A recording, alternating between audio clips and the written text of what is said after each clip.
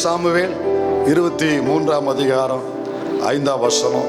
எல்லாரும் இணைந்து முழு பலத்தோடு அதனுடைய நடுப்பகுதியை மட்டும் வாசிக்க போறோம். 2 சாமுவேல் 23ஆம் அதிகாரம் 5ஆம் வசனத்தின் நடுப்பகுதி எடுத்துட்டீங்களா? சேர்ந்து வாசிக்கலாம். சகலமும் திட்டம் பண்ணப்பட்டிருக்கிற நிச்சயமான நித்திய உடன்படிக்கையை என்னுடன் அவர் செய்திருக்கிறார். என்னுடன் அவர் செய்திருக்கிறார். எத்தனை பேரோடு கர்த்தர் செய்திருக்கிறார் அந்த உடன்படிக்கை? கண்களை மூடுவோமா? ஹல்லேலூயா.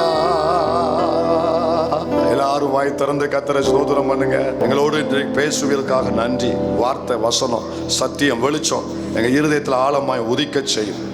வார்த்தையை மாத்திரம் மகிமைப்படுத்தும். இயேசுவின் நாமத்தில் ஜெபிக்கிறோம் எங்க நல்ல பிதாவே, ஆமென், ஆமென். உட்காருவோம். ஹல்லேலூயா.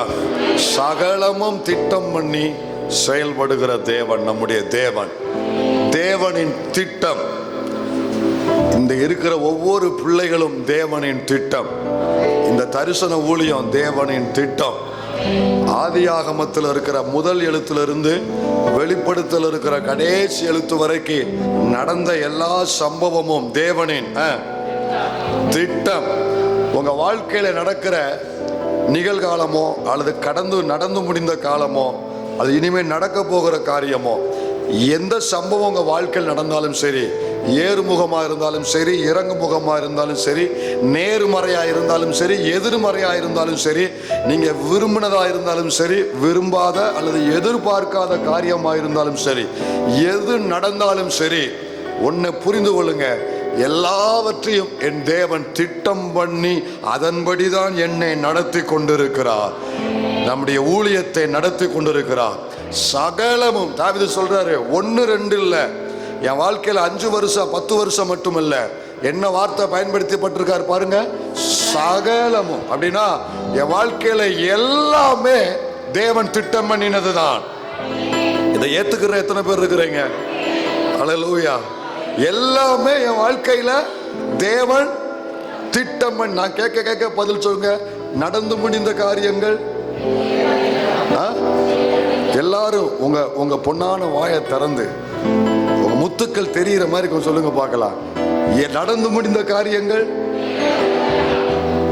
இன்னைக்கு நடந்து கொண்டிருக்கிற காரியம், நாளைக்கு நடக்க போகிற காரியம், படகுல அலை மோதினாலும், தண்ணி படகுக்குள்ள வந்தாலும், புயல் அடித்தாலும், அது சூறாவளியாய் மாறினாலும், அது சுழல் காற்றாய் மாறினாலும், அது பெருங்காற்றாய் மாறினாலும், எல்லாம் தேவ திட்டம். அக்கறை சேருவதும் தேவ திட்டம்.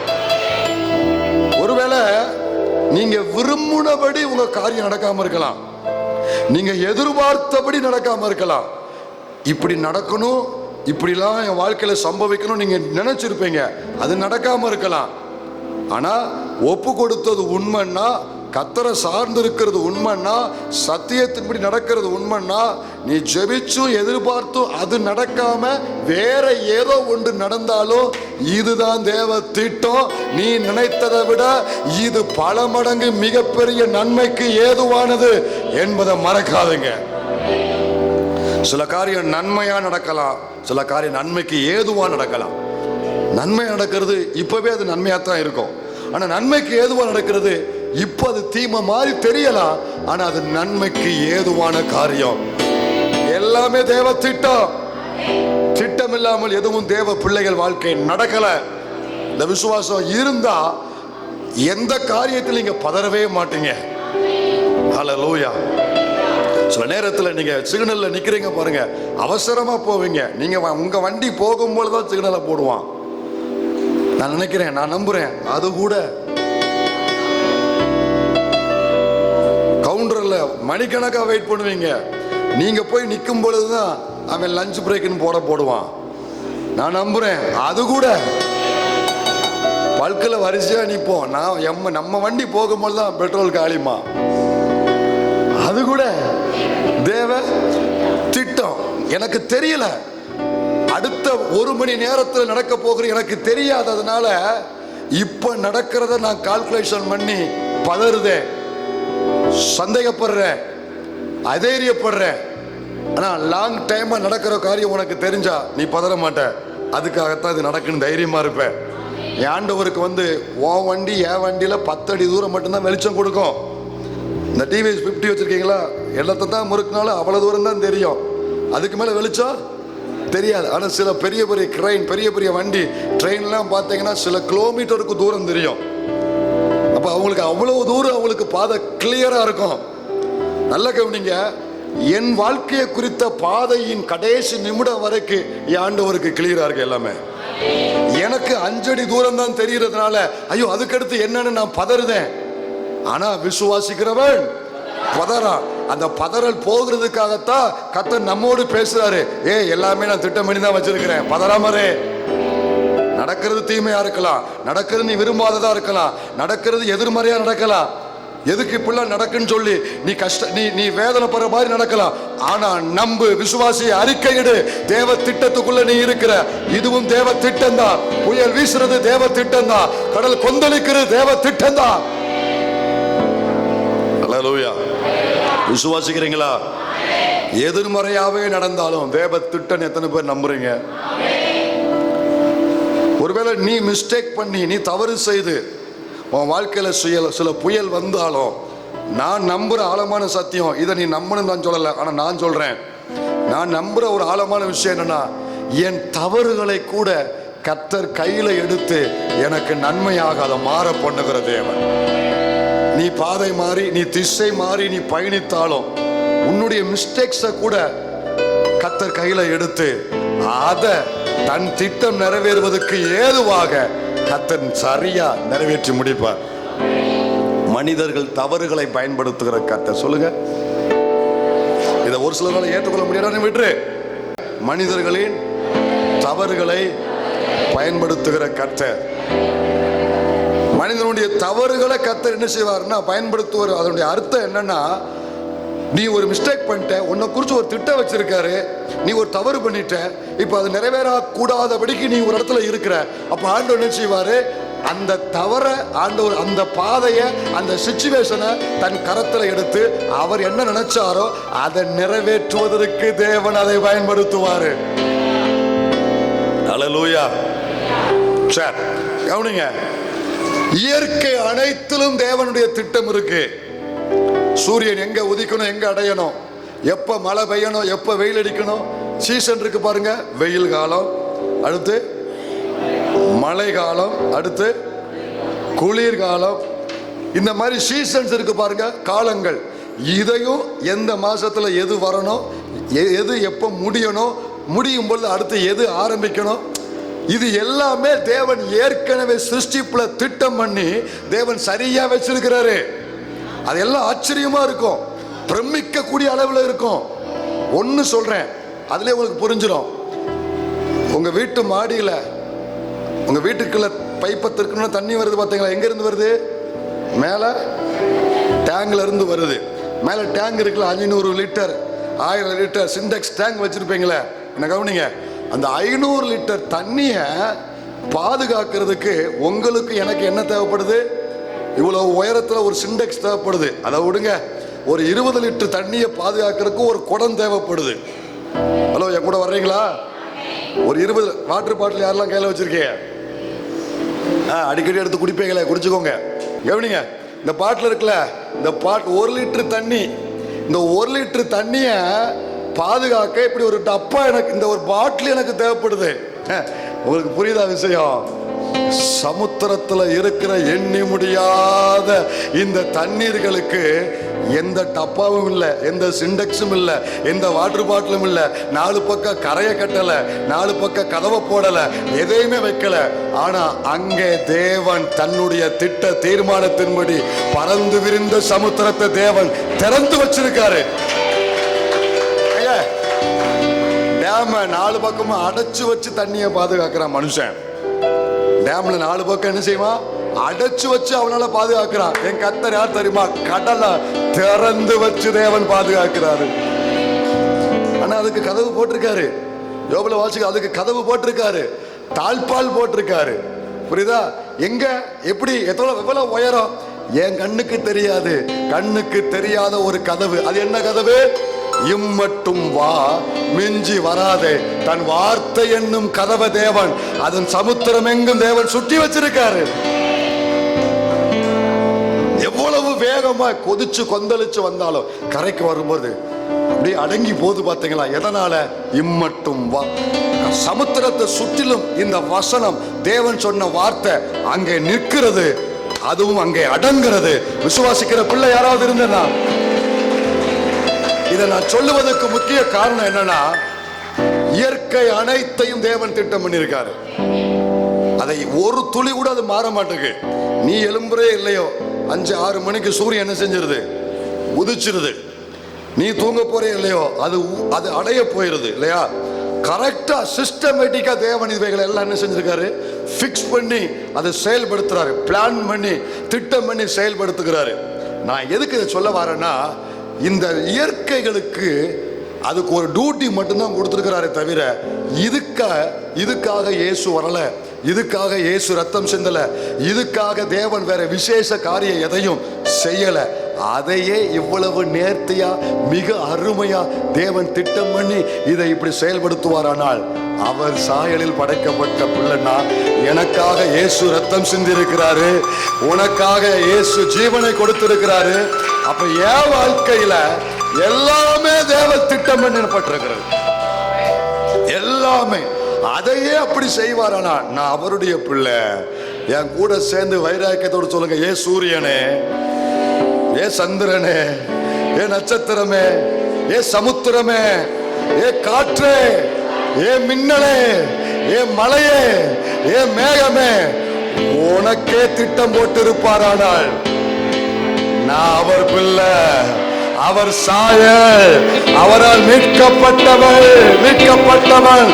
என்னை குறித்தும் தேவன் திட்டம் பண்ணி இருக்கிறார், திட்டம் பண்ணி இருக்கிறார். விசுவாசிக்கிறீங்களா? இத இனி புலம்ப கூடாது. அது நடந்துருச்சு, இது நடந்துச்சு, புலம்ப கூடாது, புலம்ப கூடாது. ஏன் வீட்டுக்குள்ள பாம்பு வந்துச்சு? முழங்கால முடக்க தான். யாருக்குன்னு தெரியலையே, யார் வீட்டுக்குள்ள பாம்பு வந்துச்சுன்னு தெரியலையே. என் வீட்டு பாம்பு இவ்வளவு நாள் பார்க்காம பாம்பு பார்த்தேன், இவ்வளவு நாள் ஜெபம் பண்ணல, இப்ப பார்த்தவனே முழங்கால் ஆட்டோமேட்டிக்கா முடக்குதான். ஆவியில நிரம்புறியா? குடும்பத்துக்காக ஜெபிக்கிறியா? வீட்டுக்காக ஜெபிக்கிறியா? அதுக்கு தான் அனுப்புனார், வேற ஒண்ணு இல்ல. அதை தவிர அவர் எதையுமே செய்யாது. சில காரியம் வந்து உன்னை ஜெபிக்க வச்சுட்டு போயிடும், சில காரியம் வந்து உன்னை முழங்கால் போட வச்சுட்டு போயிடும். அப்ப ஏன் வந்துச்சுன்னு கேட்காத, உன் முழங்கால முடக்கத்தான் வந்துச்சு. விசுவாசிக்கிறீங்களா? சரி, கவனிங்க. இப்ப இயற்கைகள்ல தேவ திட்டம், அது வசனத்துக்குள்ள போன டைம் ஆயிரும், அதான் லேசா நான் சொல்லி முடிச்சிட்டேன். அடுத்து நம்மை குறித்து புதிய ஏற்பாட்டுல தேவ திட்டம் ஒரு முகவரியை நம்ம பார்க்கலாமா? நம்மை குறித்து சொல்லுங்க, என்னை குறித்து, நம் ஒவ்வொருவரையும் குறித்து புதிய ஏற்பாட்டில் சொல்லப்பட்டிருக்கிற சில சத்தியங்களை பார்ப்போம். நம்ம எப்படி மாற்ற வேண்டும், நம்ம என்னவாக கொண்டு வர வேண்டும், ஸ்டீஃபனா இருக்கிற நான் எப்படி வரணும். உங்க பேரை போட்டுக்கோங்க. நம்மை குறித்து தேவனுக்கு சில திட்டம் உண்டுங்க. அதை லேச முகவரியா பார்த்துட்டு, இன்னும் செய்தி இல்லை, இது ஒரு முகவரை. எபேசியர் 1:3 வாசிங்க. எபேசியர் 1:3 வாசி. நம்முடைய கர்த்தராகிய இயேசு கிறிஸ்துவின் பிதாவாகிய தேவனுக்கு ஸ்தோத்திரம். அவர் கிறிஸ்துவுக்குள் உன்னதங்களிலே ஆவிக்குரிய சகல ஆசீர்வாதத்தினாலும். கவனிங்க, நம்மை குறித்து தேவன் ஏற்கனவே திட்டம் பண்ணி சில காரியத்தை மனதில் வைத்திருக்கிறார். ஒன்று ஒன்றா வேகமாக நம்ம அதை பார்த்துட்டு நம்முடைய முக்கிய செய்திக்குள்ள நம்ம போகலாம். அடுத்த 4 வசனத்தை வாசி. தமக்கு முன்பாக நாம் அன்பில் பரிசுத்தம் உள்ளவர்களும் குற்றமில்லாதவர்களுமாய் இருப்பதற்கு அவர் உலக தோற்றத்துக்கு முன்னே கிறிஸ்துவுக்குள் நம்மை தெரிந்து கொண்டபடி. கிறிஸ்துவுக்குள் நம்மை தெரிந்து கொண்டபடி. அதுல யாரு வாரா? 10 பேர் சொல்லிட்டாங்க, மீதி உள்ளவங்களா? அதுல யாரு வாரா? 30 பேர் சொல்லிட்டீங்க, மீதி உள்ளவங்களா? அதுல யாரு வாரா? நான் வாரேன், நம்ம வாரோம், நம்மை தெரிந்து கொண்டபடியே. அப்ப இந்த வசனத்துல யாரை குறித்து பேசப்படுகிறது? நம்மை குறித்து, நம்ம எல்லாரை குறித்து. நீங்க நேத்து ரட்சிக்கப்பட்டிருந்தாலும் சரி, அல்லது போன வாரம் ரட்சிக்கப்பட்டிருந்தாலும் சரி, போன வருஷம் ரட்சிக்கப்பட்டிருந்தாலும் சரி, அல்லது 10 வருஷத்துக்கு மேல ரட்சிக்கப்பட்டிருந்தாலும் சரி, அல்லது இப்பதான் ரட்சிக்கப்பட்டிருந்தாலும் சரி, நம்ம எல்லாரையும் குறித்து பவுல் பேசுறாரு. நம்மை தெரிந்து கொண்டபடி. நான் இதை வாசிக்கிறதுக்கு முதல்ல ஒரு 10ஆம் வசனம் 11ஆம் வசனம் இதில் வாசித்த ERV எடுத்து வைங்க. இதுலயே 1ஆம் அதிகாரத்தில் 10, 11 நீ வாசி, நீங்க ERV எடுங்க. இதுல தமக்குள்ளே தீர்மானித்திருந்த தம்முடைய தயவுள்ள சித்தத்தின் ரகசியத்தை தேவன் நம்மை குறித்து, இது கொஞ்சம் தியாலஜி கலந்த நியூ டெஸ்டமென்ட் ட்ரூத்தா இருக்கிறதுனால கொஞ்சம் ஒரு மாதிரியா கறக்கும். அந்த கறக்கல் போகிறதுக்கு இப்படி லேசா கையை அசைத்து ஒரு ஆமீன் சொல்லுங்க பார்க்கலாம்.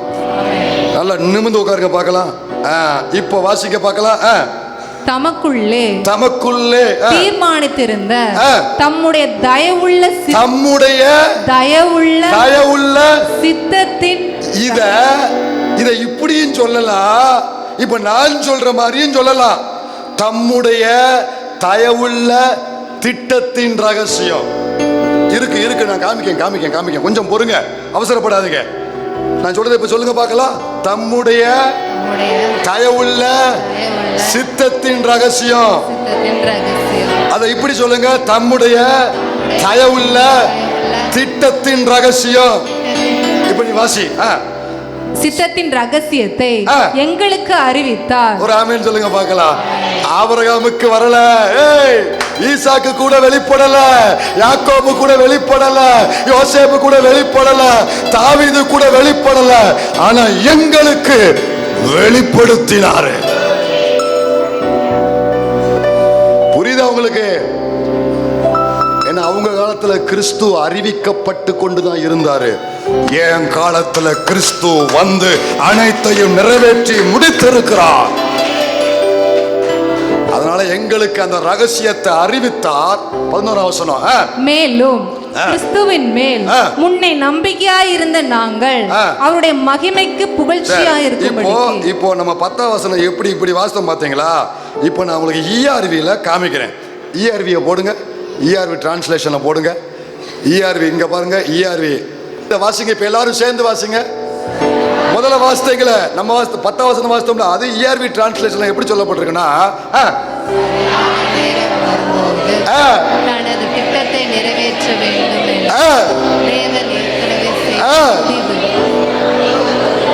பரலோகத்திலோ பூமியிலும் உள்ள அனைத்து பொருட்களும் ஒன்று கூடி கிறிஸ்துவின் கீழ் இருக்க வேண்டும் என்பதுதான் தேவனுடைய திட்டம். புரியுதோ புரியலையோ? கைதட்டி கத்தருக்கு.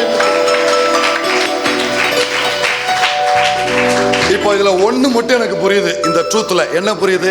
என்ன குறித்து ஏதோ திட்டம் போட்டிருக்காரு, அதை இங்க வெளிப்படுத்தி இருக்காரு. இது மட்டும் புரிஞ்சா மட்டும் கை அசைத்து ஒரு ஆமென் சொல்லு.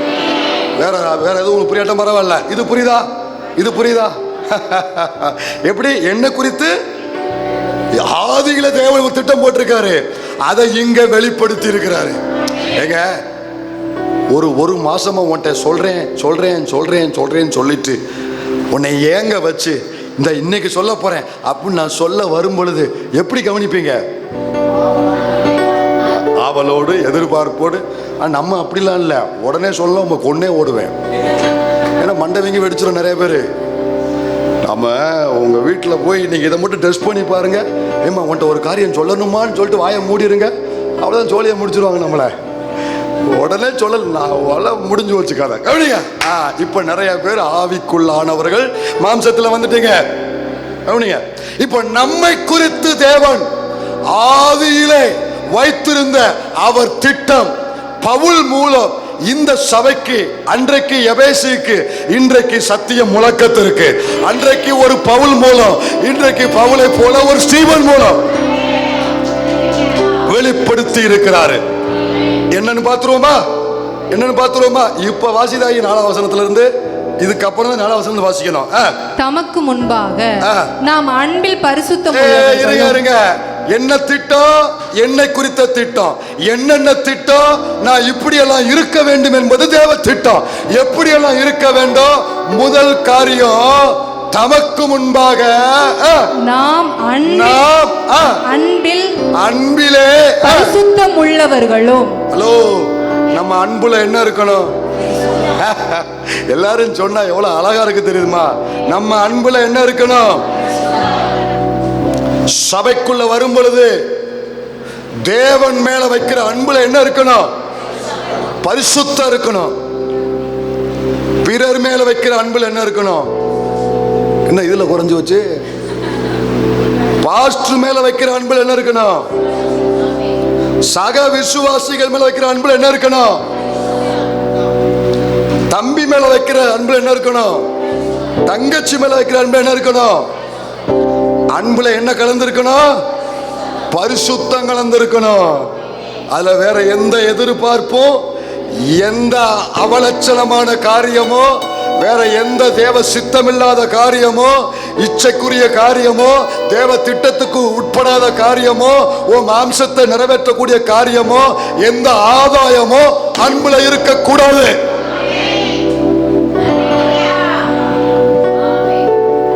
அக்கா நல்லா இருக்கீங்களாக்கா?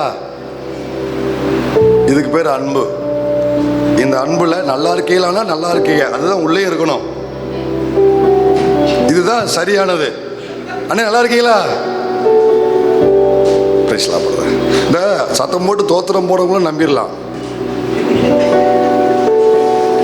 மற்றது புரிஞ்சு சொல்ல வேண்டாம் உங்கள்கிட்ட. புரியுதா? நீங்க அங்க பாக்குறத அன்புல என்ன இருக்கணும்? சொல்றியா மைக் கழட்டுவேன். நீங்க இங்க பாக்குற அன்புலையும், சபைக்குள்ள ஒருவரை சந்திக்கிற அன்புலையும், நாங்க பரிசுத்தத்தோடு தான் பாச அன்பு கூறுகிறோம். பரிசுத்தத்தோடு தான் பாச அன்பு கூறுகிறோம். எல்லை மீறாதே. உனக்கு அது ஆரோக்கியம் இல்லை, உன் ஆவிக்குரிய வாழ்க்கைக்கு ஆரோக்கியம் இல்லை. என்னை குறித்த தேவ திட்டம் அன்புல பரிசுத்தம். நம்பர் 2, குற்றம் இல்லாதவர்களுமாய் இருப்பதற்கு. நீயும் நானும் குற்றமற்றவர்களாக, குற்றம் சாட்டின உலகத்துக்கு முன்பதாக, குற்றம் சாட்டின இந்த பட்டணத்துக்கு முன்பதாக தேவ பிள்ளையே, கர்த்தரின் திட்டம் குற்றமற்றவனாய் உன்னை மாற்ற வேண்டும் என்பது தேவ திட்டம். 3வது, அவர் உலக தோற்றத்துக்கு முன்னே கிறிஸ்துவுக்குள் நம்மை தெரிந்து கொண்ட 5ஆம் வசனத்துக்கு வந்துரு. பிரியமானவருக்குள் தாம் நமக்கு தந்தருளின தம்முடைய கிருபையின் மகிமைக்கு புகழ்ச்சியாக. 3வது காரியம், நம்மை குறித்த தேவ திட்டம் கிருபையின் மகிமைக்கு புகழ்ச்சியாக. புரியாட்டாலும் பரவாயில்ல, சொல்லுங்க, நான் புரிய வைக்கேன். கிருபையின் மகிமைக்கு என்ன அர்த்தம்னா, கிருபை என்பது அவருடைய மகிமை. அவருக்குன்னு ஒரு மகிமை இருக்கு. அவருக்கு புரியுற மாதிரி சொல்றேன். அவருடைய நாமத்துக்கு என் மூலம் இந்த பட்டணத்துல புகழ்ச்சி சேர வேண்டும். அவர் நாமத்துக்கு நாம் மகிமையை வரவழைக்க வேண்டும். அதான் அவருடைய அந்த மகிமைக்கு நான் புகழ்ச்சியா. இன்னும் ரொம்ப லகுவா சொல்றேனே, ரொம்ப லகுவா சொல்றேன். கிரீடம் இருக்குல்ல, தலையில கிரீடம் வைப்பாங்கல்ல, கிரீடம். அவருக்கு ஒரு பெரிய நித்திய கிரீடம் இயேசுவுக்கு கொடுக்கப்பட்டிருக்கு. அந்த கிரீடத்தை ஜொலிக்க வைக்கிறது எதுனா, அங்க அந்த கிரீடத்துல என்ன வச்சிருப்பாங்க? முத்துக்கள் வச்சிருப்பாங்க. அப்படி விலை உயர்ந்த, அப்படி ஜொலிக்கக்கூடிய விலையேறப்பட்ட முத்துக்கள் இருக்கும். நான் உங்களை பார்த்து கேட்கிறேன், அந்த கிரீடத்தை ஜொலிக்க வைக்கிறது எது? சொல்லுங்க, முத்துக்கள் தான். இப்ப அவருடைய மகிமை என்பது ஒரு கிரீடம்னா, அதை ஜொலிக்க வைக்கிற முத்து வேற யாரும் அல்ல, இங்க இருக்கிற நீயும் நானும் தான். அவருடைய மகிமைக்கு புகழ்ச்சி. ஒரு வினாடி லேசா அப்படி போயிட்டு வாங்க. நான் எங்க இருந்தேன்? சாக்கடையில. நான் எங்க இருந்தேன்? உளையான சேற்றுல. நான் எங்க இருந்தேன்? துன்மார்க்கர் பட்டியல்ல. இவனை பத்திரிக்கையில கூட பேரை சேர்க்கறதுக்கு என் சொந்தக்காரனுக்கு விருப்பம் இல்லை. ஆனா என் கர்த்தர் அவர் கிரீடத்துல ஒரு முத்தாக கொண்டு வந்து பதிக்க வச்சிருக்காருன்னா, உன்னை குறித்த தேவ திட்டம் எத்தனை பெருசு தெரியுமா?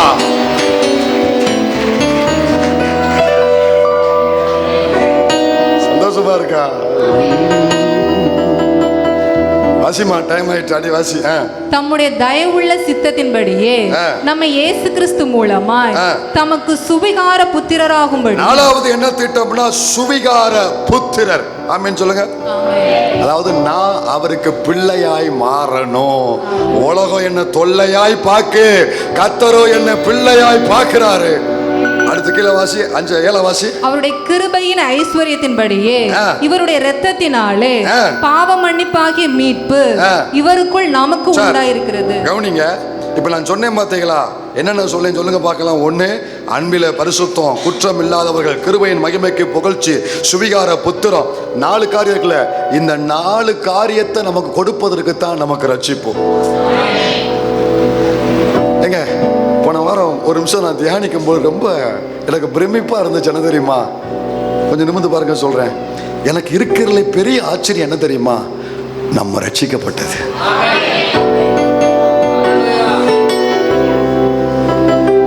ரட்சிக்கப்பட்டது. எப்படி நான் வந்தேன், எப்படி இந்த தெய்வத்தை தேடி வந்தேன் எனக்கு புரியல. என் சொந்த பந்தத்துல எவனுமே இந்த தெய்வத்தை தேடல.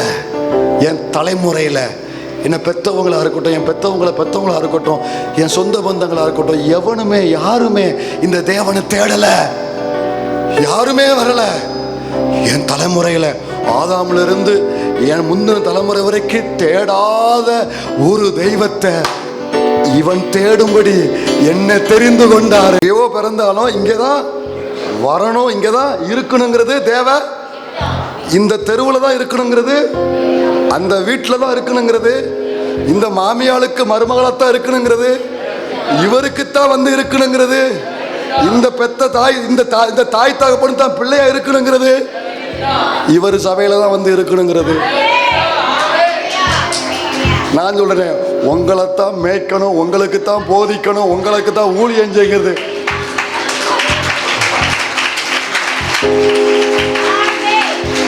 ஏன்னா அங்கங்க கேட்டாங்க, பெங்களூர்ல கூப்பிட்டாங்க. எஸ் எஸ் இந்தோனேஷியா போயிருந்தோம். இந்தோனேஷியா பாஸ்டர் அங்கே மேடல்ல ஒரு சர்ச்சை நடத்த ஆள் வேணாரு. ஆளை விட்டுருங்கன்னு வந்துட்டேன். இப்பயும் கூப்பிட்றேன், ஆளை விட்டுருங்கன்னு வந்துட்டேன். அங்கங்கே கூப்பிட்டாங்க. அங்கே சர்ச்சை நடத்தலாம், இங்கே சர்ச்சை நடத்தலாம், வந்துருங்க நாங்க. எங்கேயுமே துளியலை கூட எண்ணம் போகல. எப்படி போகும்? இங்க திட்டம் வச்சிருக்கிறாரு.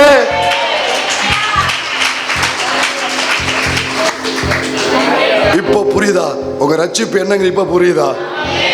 ஹல்லேலூயா, ஆமென் சொல்றீங்களா? இந்த ஊர்லலாம் கடிகார வேகமா ஓடுது. அதே வசனத்தை வாசிமா, 2 சாமுவேல் 23:5 வாசி. முகவரியா சொல்லிட்டு போயிடுவோம். எப்பதான் செய்தியை சொல்லுவாரு, எப்போதுமே முகவரை தான் சொல்லிட்டு இருக்கு. 23:5 அப்படியே தாவீது அறிக்கையிட வாசி. சகலமும் திட்டம் பண்ணப்பட்டிருக்கிற நிச்சயமான நித்திய உடன்படிக்கையை என்னுடன் அவர் செய்திருக்கிறார். இது யார் சொல்றா? Very good very good. சீக்கிரம் அப்படியே வேகமா வாங்க.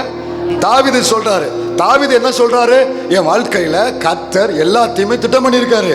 இப்ப செய்தி என்னன்னா, தாவீதின் வாழ்வில் தேவன் பண்ணின திட்டம், தாவீதின் வாழ்க்கையில் தேவன் பண்ணின 3 திட்டங்கள். டக்கு டக்கு டக்கு எழுதிக்கோங்க, எழுதிட்டு எழுமிலுங்க. தாவீதின் வாழ்வில் தேவன் பண்ணின 3 திட்டங்கள். நம்பர் 1, தாவீதின் வாழ்க்கையை குறித்த திட்டம். நம்பர் 2, தாவீதின் சந்ததியை குறித்த திட்டம். நம்பர் 3, தாவீதின் சிங்காசனத்தை குறித்த திட்டம். மற்றவங்க நீங்க பாருங்க. நம்பர் 1 தாவீதை குறித்த திட்டம். நம்பர் 2 தாவீதின் சந்ததியை குறித்த திட்டம். நம்பர் 3 தாவீதின் சிங்காசனத்தை குறித்த திட்டம். இப்ப நீங்க மட்டும் சொல்லணும், வேகமா சொல்லணும். தாவீதின் வாழ்வில் தேவன் வைத்திருந்த 3 திட்டம். நம்பர் 1, நம்பர் 2, நம்பர் 3 சிங்காசனம். சரி, அதுல முதல் காரியத்தை ஒண்ணு மட்டும் சொல்றேன். தாவீதின் வாழ்க்கையை குறித்து தேவன் திட்டம் பண்ணி வச்சிருந்தாரு. அந்த தாவீதின் வாழ்க்கையில நிறைய விஷயம் தேவன் திட்டம் பண்ணாரு. அதுல ஒண்ணு இம்பார்ட்டன்டா, ரொம்ப முக்கியமா நான் அதை தியானிச்சது, கர்த்தர் கற்றுக் கொடுத்தது, இதை இந்த சபை மக்களுக்கு கர்த்தர் செய்வேன் வாக்கு பண்ணியது, நமக்கு இந்த ஊழியத்துக்கு செய்வேன் தேவன் பிராமிஸ் பண்ணது. அதுல முதல் காரியம், தாவீதின் வாழ்க்கையில ஆண்டவர் ஒரு முக்கியமான காரியத்தை குறித்து பேசுறாரு. எதை குறித்து பேசுறாரு? 2 சாமுவேல் 7:9. நீ போன எவ்விடத்திலும் உன்னோட இருந்து உன் சத்துருக்களை எல்லாம் உனக்கு முன்பாக கவனமா கவனிங்க. அதுக்கப்புறம் என்ன சொல்றாரு? உனக்கு முன்பாக நிர்மூலமாக்கி. இதுக்கு அடுத்து வர்றத சபையார் எல்லாரும் சேர்ந்து வாசிக்கணுங்கிறது என்னுடைய கோரிக்கை. எல்லாரும் சேர்ந்து வாசிப்போம். பூமியில் இருக்கிற பெரியோர்களின் நாமத்திற்கு ஒத்த நாமத்தை உனக்கு உண்டாக்கினேன். இன்னும் ஒரே ஒரு முறை, பூமியில் இருக்கிற பெரியோர்களின் நாமத்திற்கு ஒத்த பெரிய நாமத்தை மனப்பாடமா சொல்லுங்க. பூமியில் இருக்கிற பெரியோர்களின் நாமத்திற்கு ஒத்த பெரிய நாமத்தை. தாவீதை பார்த்து ஆண்டவர் சொல்றாரு, தாவீதே, உன்னை குறிச்சு நான் ஒரு திட்டம் வச்சிருக்கிறேன். என்ன திட்டம் தெரியுமா?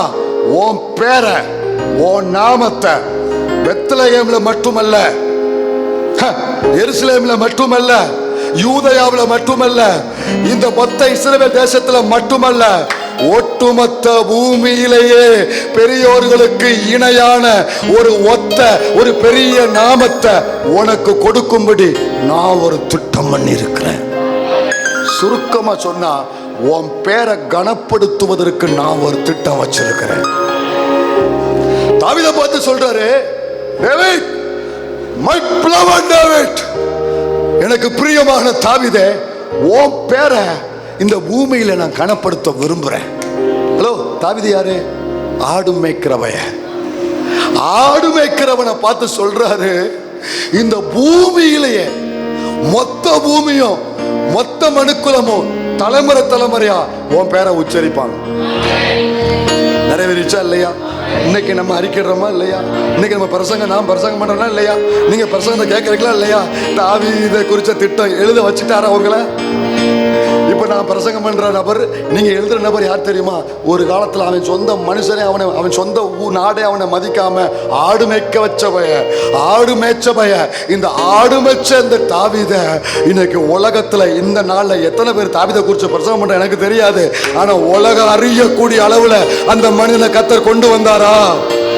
எனக்கு தெரிஞ்சு இந்த காரியத்தை இவரை தவிர எவராலையும் செய்ய முடியாது. ஒரு சிறியவனை புழுதிலிருந்து, ஒரு எளியவனை குப்பையிலிருந்து, ஆட்டு மந்தையிலிருந்து கொண்டு வந்து உலகத்துக்கே அறிமுகப்படுத்தக்கூடிய இந்த மாபெரும் செயலை நான் பிரசங்கிக்கிற இந்த தேவனை தவிர வேற யாராலையும் செய்ய முடியாது. இப்ப எனக்கு ஒரு சந்தேகம், ஆண்டவரே, தாவீதை குறிச்சு நீங்க இந்த வார்த்தை சொல்ல என்ன காரணம்? அவனை பார்த்து உன் பேரை நான் பெருமைப்படுத்துவேன், உன் பேரை நான் கனப்படுத்துவேன், உன் பேரை எல்லாருக்கும் முன்பதாக நான் அறிமுகப்படுத்துவேன். இதை சொல்றதுக்கு என்னப்பா காரணம்னா, சுருக்கமா சொல்லி முடிக்கிறேன். அவன் ஊர்ல, தாவீது ஊர்ல, தாவீது பேரை யாருமே சொல்ல விரும்ப மாட்டாங்க.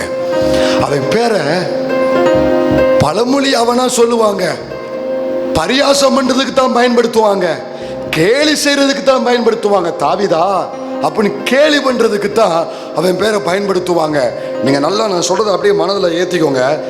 அந்த சாமுவேல் எடுக்க வேண்டாம், சாமுவேல் அபிஷேகம் பண்ண வீட்டுக்கு போறாம்ல, அப்ப எல்லாரும் கூடி இருக்கிறாங்களே, வேற பிள்ளை இருக்கான்னு கேட்கிறாம்ல, அப்ப ஈசாய் வந்து, அம்மா எனக்கு ஒரு பிள்ளை இருக்கான், அவன் பேரு தாவீது சொல்ல மாட்டான். அந்த பகுதியில் யாருமே அண்ணமார்களோ அப்பாவோ வாய் திறந்து தாவீதின் பேரை வாயால பயன்படுத்தினது இல்லை. தாவீது பேரை பயன்படுத்த யாருக்குமே விருப்பம் இல்லை. கொச்சையா சொல்லுவாரு, ஆடு மேய்க்கிறவன். கொச்சையா சொல்லுவாங்க, ஆடு மேய்க்கிறவன். அவன் பேரை யாருமே பயன்படுத்தல. அவன் பேரை பரியாசம் பண்ணுவாங்க, பழமொழி ஆக்கினாங்க. 35:16 சங்கீதம், சங்கீதம் 35:16 வாசி பார்க்கலாம். 35:16 அவன் பேரை எதுக்குத்தான் பயன்படுத்துவாங்களா? அப்பத்திற்காக இச்சக பேசுகிற பரியாசக்காரரோட சேர்ந்து கொண்டு என் பேரில் பற்கடிக்கிறார்கள். என் பேரில் அக்கௌண்ட்ல டெபாசிட் பண்ணல, என் பேர்ல எல்ஐசி போடல, என் பேர்ல பேனர் அடிக்கல, என் பேர்ல அவங்க கணத்தை கொண்டு வரல. என்ன கடிக்கிறாங்க? பற்கடிக்கிறாங்க. கொஞ்சம் கடிச்சு காட்டுங்க. எனக்கு வரமாட்டேங்க, ட்ரை பண்றேன், வரமாட்டேங்க. பற்கடிக்கிறான், பரியாசம் பண்றான், பழமொழி ஆக்குறான். தாவீதின் பேரை சுருக்கமா சொன்னா, பெத்லகேம்ல அவன் பேரை எவ்வளவு கேவலப்படுத்த முடியுமோ அவ்வளவு கேவலப்படுத்தினாங்க. நிறைய உள்ள எடுத்தா டைம் ஆயிரும். அவன் பேரை அவ்வளவு கேவலப்படுத்தினாங்க, அவன் பேரை அவமானப்படுத்தினாங்க, அவன் பேரை பழமொழி ஆக்குனாங்க, பாடலாய் மாற்றினாங்க. எல்லாரும் சேர்ந்து கேலி கூத்தடிக்கிறதுக்கும் பட்டப்பெயர் வச்சு அவனை கூப்பிடுறதுக்கும் இதுக்குத்தான் அவன் பேரை பயன்படுத்தினாங்க. வெளியே சொல்ல முடியாது, யாரும் வந்து இவனுக்கு உதவி செய்ய ஆள. இவன் மனசு எப்படி இருக்கும் யோசிச்சு பாருங்க. ஆனா இந்த பரியாசம், நிந்தனை எல்லாத்தையும் வாங்கிக்கிட்டு உள்ள போய் காட்டுக்குள்ள போய் அவன் சொல்லுவான், தேவையெல்லாம் நீதானே. நிறைய பேர் பரியாசம் பண்றது காதுல விழுது. வீண் பழி சுமத்துறது, இவன் பேரை வச்சு வீண் பழி, இவன் பேரை வச்சு பரியாசம், இவன் பேரை கேவலப்படுத்தினாங்க. இதெல்லாம் காதுல வாங்கிக்கிட்டு உள்ள போய் காட்டுக்குள்ள போய் தன்னுடைய இசைக்கருவி எடுத்து அவன் சொல்றான், என் தேவனே என் ராஜனே தேடுகிறே அதிகாலமே. ஆண்டவரை நோக்கி பார்த்தானா, கர்த்தர் பார்த்தாரு, என் பிள்ளை என் மேல எவ்வளவு உண்மையா இருக்கான், எவ்வளவு வைராக்கியமா இருக்கிறான். ஆனா இந்த ஜனம் இவன் பேரை எவ்வளவு கேவலப்படுத்திட்டு இருக்கிறாங்க. கர்த்தர் இடைப்பட்டாரு, தாவீதே தாவீதே, உன் பேரை கேவலப்படுத்திட்டாங்களப்பா, உன் பேரை நிந்திக்கிறாங்களப்பா, உன் பேரை அவமானப்படுத்துறாங்களப்பா, உன் பேர்ல பற்கடிக்கிறாங்களப்பா, விடு விடு, நான் ஒரு திட்டம் வச்சிருக்கிறேன். என்ன செய்யப்படும் தெரியுமா? உன் பேரை பரியாசம் பண்ணப்பட்ட ஓம் பேர, பழமொழி ஆக்கப்பட்ட ஓம் பேர, காலுக்கு கீழே போட்டு மிதிக்கப்பட்ட ஓம் பேர உன்னோடுதான் கர்த்தர் பேசுறாரு. ஓம் பேர பூமியில் இருக்கிற அத்தனை ஜனங்களுக்கு முன்பதாக நான் கனப்படுத்தும்படி ஒரு திட்டம் வச்சிருக்கிறேன், ஒரு திட்டம் வச்சிருக்கிறேன். தாவீது போன பாதையில இந்த சபையை சேர்ந்த சில பிள்ளைங்க ஒருவேளை நீங்க போக கூடும். உங்க பேரை உங்க சொந்தம் இல்ல, கூட பிறந்தவங்க இல்ல, அருகில் உள்ளவங்க, கூட வேலை செய்யறவங்க, ஏன் இன்னும் ஒரு விசுவாசியா கூட இருக்கலாம், அல்லேலூயா, உனக்கு அறிமுகமானவர்களா இருக்கலாம். உன் பேரை எவ்வளவு டேமேஜ் பண்ண முடியுமோ, எவ்வளவு அவதூறு பரப்ப முடியுமோ, எவ்வளவு உன் பேரை உன் மேல நிந்தைய சுமத்த முடியும், வீண் பழிய சுமத்த முடியும், எல்லாத்தையும் வாங்கிக்கிட்டு தாவீது மாறு அவர் பாதத்துல வந்து உட்கார்ந்து இருக்கிறல. கர்த்தர் பார்த்து சொல்றாரு, கேவலப்படுத்தப்பட்ட ஓம் பேரை எனக்கு ஒரு திட்டம் இருக்குது. இதே ஊர்ல, அதே தெருவில், அதே உன் ஜாதி ஜனம், உன் உடன்பிறப்புகள், உன் சபை மக்களுக்கு முன்பதாக அல்லேலூயா பெரியோர்களின் நாமத்துக்கு ஒத்த பெரிய நாமத்தை உனக்கு கொடுப்பதற்கு நான் ஒரு திட்டம் வச்சிருக்கிறேன். அதே பேரை கனப்படுத்தக்கூடிய ஒரு மாபெரும் திட்டம் கர்த்தருக்கு உண்டு. ஆண்டவர் செஞ்சாரா? செஞ்சாரு. டக்கு டக்கு டக்குன்னு சொல்லிட்டா. எப்படி அவன் பேரை கனப்படுத்தினார்னு சொல்லிட்டா? 1 சாமுவேல் 16:18. டக்குன்னு 1 சாமுவேல் 16:18. ஏமாடு. அப்பொழுது அந்த வேலைக்காரர் ஒருவன் பிரதியுத்தரமாக, இதோ பெத்லகேமனாகிய ஈசாயின் குமாரன். போதும். தாவீதுக்கு கொடுக்கப்பட்ட முதல் பேர் என்னது? வேகமா சத்தமா, ஈசாயின். இங்க கூட அவன் பேரை சொல்லல. ஈசாயின் எங்க கவனிங்க.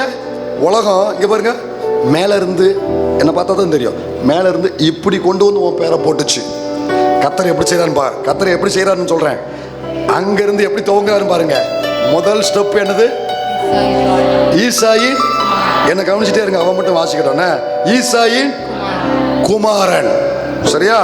2 சாமுவேல் 5:3. 2 சாமுவேல் 5:3. இஸ்ரவேலின் மூப்பர் எல்லாரும் எப்ரோனிலே ராஜாவின் இடத்தில் வந்தார்கள். தாவீது ராஜா. அப்படியே நிறுத்திக்கோ.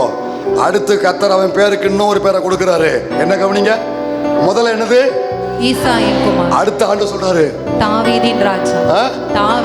தாவீது ராஜா. ராஜா. 2 சாமுவேல் 7:5. 2 சாமுவேல் 7:5. நீ போய் என் தாசனாகிய தாவீதை நோக்கி. நிறுத்திக்கோ. ஈசாயின் குமாரன் தாவீது ராஜா. இப்ப சொல்றாரு, என் தாசனாகிய தாவீதே. வேற என்ன வேணும்? வேற என்னமா வேணும் உனக்கு? என் மக, உங்க பேரை போட்டுக்கோ. என் மகளாகிய. உன் பேரை சொல்றதுக்கே உனக்கே முடியலையா? அவ்வளவு நீளமா வச்சுட்டாங்களா உன் பெத்தவங்க? ஏன் தாசனாகிய தாவீது. 1 ராஜாக்கள் 15:3. 1 ராஜாக்கள் 15:3. தன் தகப்பன் தனக்கு முன் செய்த எல்லா பாவங்களிலும் அவன் நடந்தான். அவன் இருதயம் அவன் தகப்பனாகிய தாவீதின் இருதயத்தை. நிறுத்திக்கோ. ஹலோ, என்ன சொல்றாரு? தகப்பனாகிய தாவீது. முதல்ல ஈசாயின் குமாரன், அடுத்து தாவீது ராஜா, அடுத்து என் தாசனாகிய தாவீது, இப்போ தகப்பனாகிய தாவீது. ஒட்டுமொத்த இஸ்ரவேல் ஜனங்களையும் சொல்ல வச்சாரு. என்ன சொல்ல வச்சாரு? தாவீது ராஜா, கர்த்தருடைய தாசன், தகப்பனாகிய தாவீது. விடல, கர்த்தர் விடல. ஆதி மத்தேயு 1:1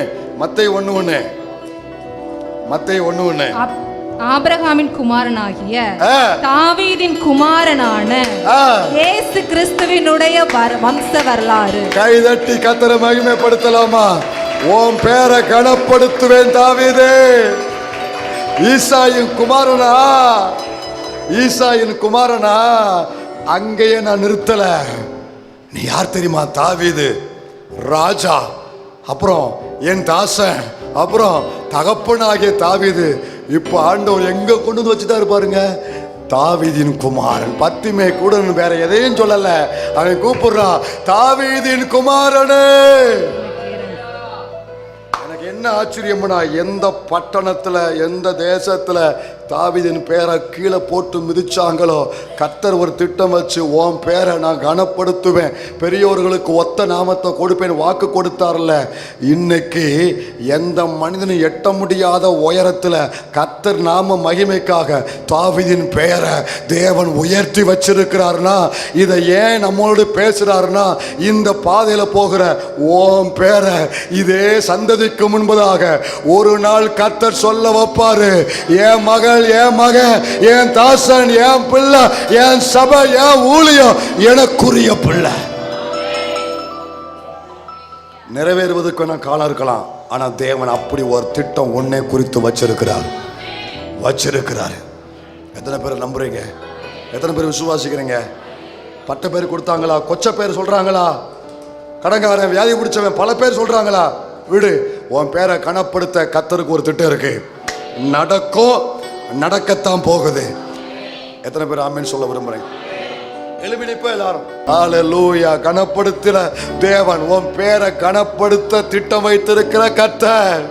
ஹல்லேலூயா. அத்தனை அவமானத்தையும் சுமந்து அத்தனை நிந்தனையும் வாங்கிக்கிட்டு கர்த்தரை பின்பற்றுகிறல, தேவனை உறுதியா தேடுகிற தாயே, தகப்பனே, சகோதரா, சகோதரி, உன் பெயரை குறித்து கர்த்தருக்கு ஒரு திட்டம் இருக்கிறது. நிந்தித்த உன் நாமத்தை, உன் குடும்பத்தின் பெயரை, உன் பிள்ளையின் பெயரை, அவமானப்படுத்தின உன் பெயரை கனப்படுத்தக்கூடிய ஒரு மாபெரும் திட்டம் கர்த்தரின் இருதயத்தில் இருக்கிறது. நீயும் பாப்ப, உன் இனபன சந்துக்கள் பார்ப்பாங்க, உன் சமுதாயம் பார்க்கும், இந்த சபையும் பார்க்கும்.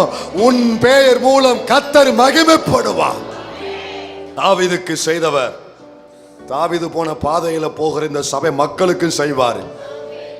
எஸ், ஐ கன்ஃபஸ், நான் அறிக்கையிடுறேன், இந்த சபையின் பெயரையும் கனப்படுத்த ஒரு திட்டத்தை கர்த்தர் வைத்திருக்கிறார் என்பதை நான் அறிக்கையிடுகிறேன். இந்த சபையின் பெயரை, இந்த சபையின் தரிசனத்தை கனப்படுத்த ஒரு திட்டத்தை தேவன் வைத்திருக்கிறார். நாளைக்கு நாங்க சொல்லுவோம், நாங்க எல்லாரும் சொல்லுவோம், எல்லாரும் கேட்பாங்க, அசிங்கப்பட்ட உன் குடும்பத்தை, உன் பேரை, உன் பிள்ளைய, உன் ஊழியத்தை இவ்வளவு கனத்துக்குரியதா தேசமே திரும்பி பார்க்கிற இடத்துல வந்திருக்கிறியே, எப்படிப்பா இது நடந்துச்சு அப்படின்னா, சகோதரர் மத்தியில் தாவீது சொன்ன மாதிரி நான் சொல்லுவேன், உமது நாமத்தை நான் அறிவிப்பேன்.